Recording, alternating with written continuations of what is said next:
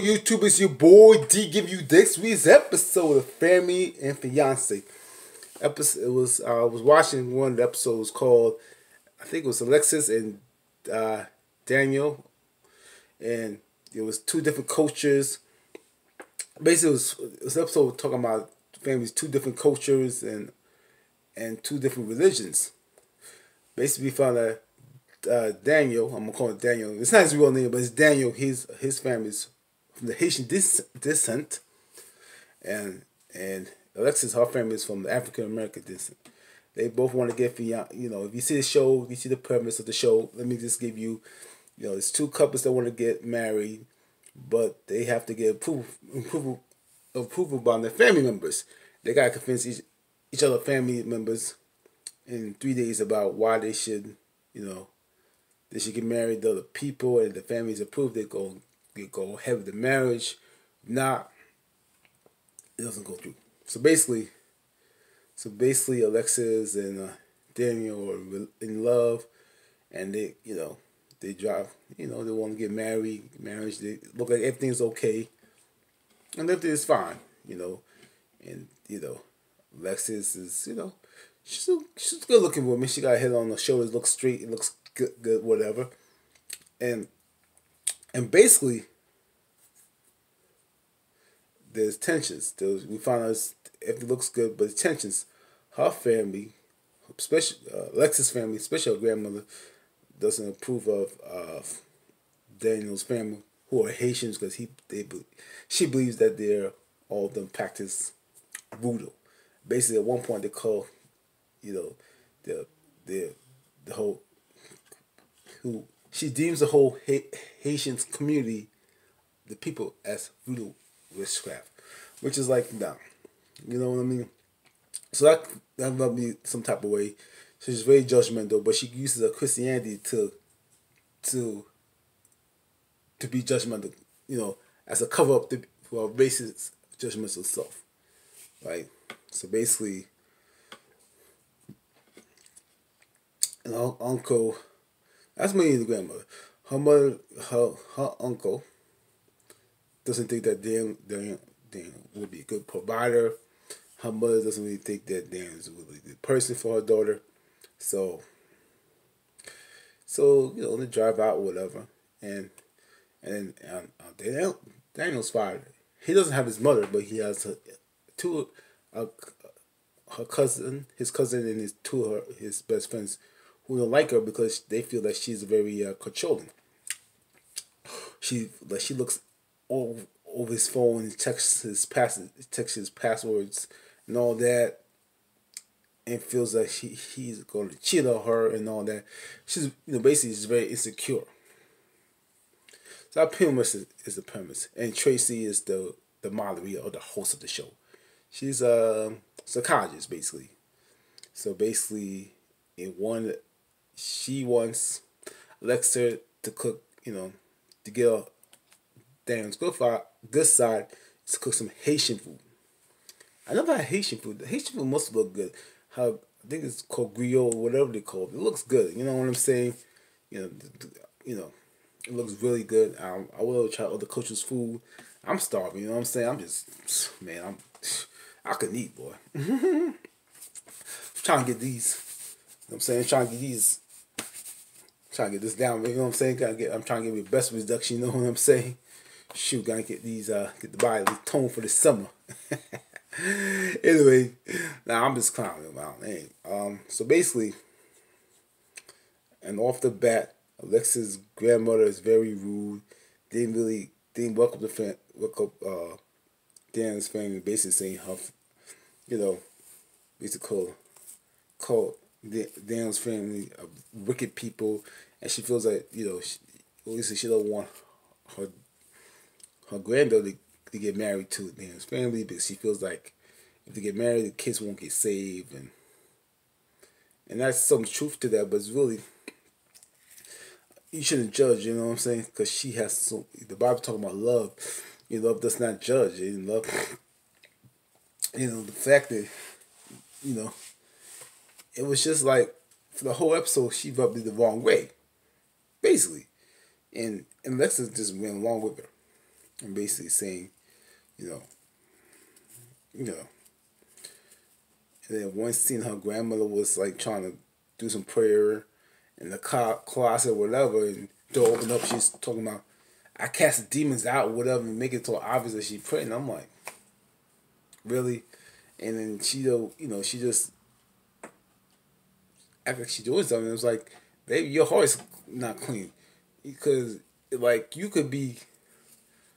worry about the major things, but your life, you're not straight. You're very judgmental. You're very, having lack of knowledge. You're not even trying to help your daughter, help your granddaughter. You know what I'm saying? It's just that she rubbed me off the wrong way, and you know. And there was another scene with Alexis with her. I'm jumping around, y'all, but it'll come back. I'm gonna tie it back to the point. Alexis and Daniel's friends were cooking food, and her cousin, Daniel's cousin, was saying that she's really narcissistic, and she was like, she was basically, because she felt like she was supposed to be treated like a princess. She said, yeah, he do this all the time. I'm supposed to be treated like a princess. I'm supposed to be that. I'm this. I'm that. Think she's better, and she really, you could tell the whole time she was focused on her needs. That Daniel meets her needs. He do this for me. He provide this for me. He does that. He takes care of me. Now, one time she says about us working as a team. And now one time she said, "Well, what does he need? Or what does he need to do? What can I do to provide to be a helpmate?"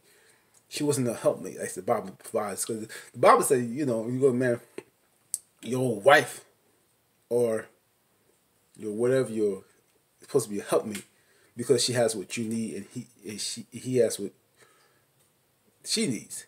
And she was not trying to be a helpmate. She was taking everything and want more. And she just kept, it was all about her. What Alexis wanted. It's all about Alexa. And her family, part to her family, they spoiled her and made her feel like because you find out she's the only child, you know what I'm saying? And every time someone confronted her cousin confronted her, she was, disrespectful. And you can see there's certain cracks in the relationship that Dan was saying that I do everything for her. I'm here, I work very late, I'm never cheating on her. But she always gotta check my phone, or she was checking his phone, or was on his social page and all that. And to me, like, and one of her friends, Dan's friend, made a good point. If he wanted to cheat, he would cheat on you. Because I always say the same thing. I don't know why you want to check somebody's man's phone like that. They don't really do it, nigga. If I want to cheat on you, I'm gonna cheat on you, regardless with the phone or not. I'm gonna do what I want. If he, it's one thing to check, if you want to call, see how he's doing, okay, whatever. But constantly checking to see if he's talking to a female, that's all. It makes you paranoid. You don't bring no joy to your relationship, because all it does is stresses you out.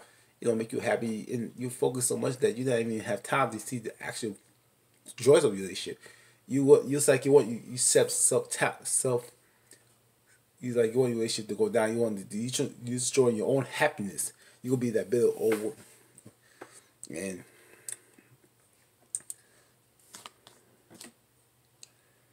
and and during that time, and it's even then you can see Alexis' family was coming around. Her mother was coming around to Daniel's side, saying that you can't be doing that to him. You gotta trust him and all that. Even her uncle was saying, "Look, you can't be doing that. How would you feel if he did that to you?" She's like, "So what's what?" And Daniel, got his balls and stood up for himself. So I'm not doing it. He doesn't want to be disrespected anymore. And I saw you can't see that he was actually stood up. And then every time there was another scene where she was talking to the Tracy. What happened? And Tracy was like, "Look, she basically called out on herself, saying that, this is what I do because it worked for me with my grandma." And basically, is your grandma alone? And it's like, ooh. I said, ooh. Shot fires. I said, ooh. Because her grandmother's been alone. So apparently what your grandma did didn't help you keep a man. Because you can't keep a man. So, whoops. So, yeah, if you keep doing that, you're going to with all your other men, and you're going to be by yourself talking to the cats and you're gonna be casting the demons at cats. You know what I mean? You're not gonna have a man, any happiness, because you're gonna be lonely and bitter. You're gonna be one of the people like, ain't no man no good for me. No, you ain't good to nobody because your self esteem, whole your whole mental state is so messed up.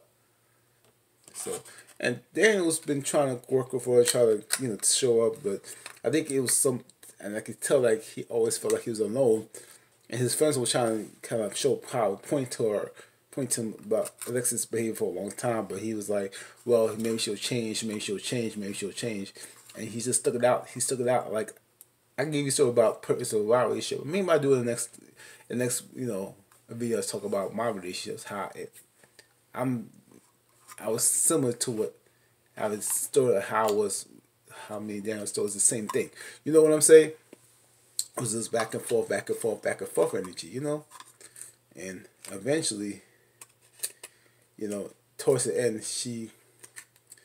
it was time to get the third stage was where they was holding about to get married, and the whole family, both sides said they're not ready to get married, and Daniel gives the ring and takes back the ring for her and basically says he's not ready. She's not ready to do it. She was hurt and crushed, and her Alexis' family, her uncles, like, oh, that's disrespectful. But she's like, no, she needs to grow up. So that was kind of good. He took the ring. Male realized that she needs to change her ways. She's not ready to be a wife. They're not ready to be married. So it's gonna get worse. So I thought that was pretty much an interesting episode. It was pretty much that's what it was. So anyway, if you have not seen the episode, you can watch it. I think it comes on OWN. It comes on OWN on Saturdays, 10 o'clock. So anyway, if you want to see more on my channel, subscribe to my channel, comment reviews, like reviews, all that good stuff. Anyway, this is your boy D. I am out. Holla.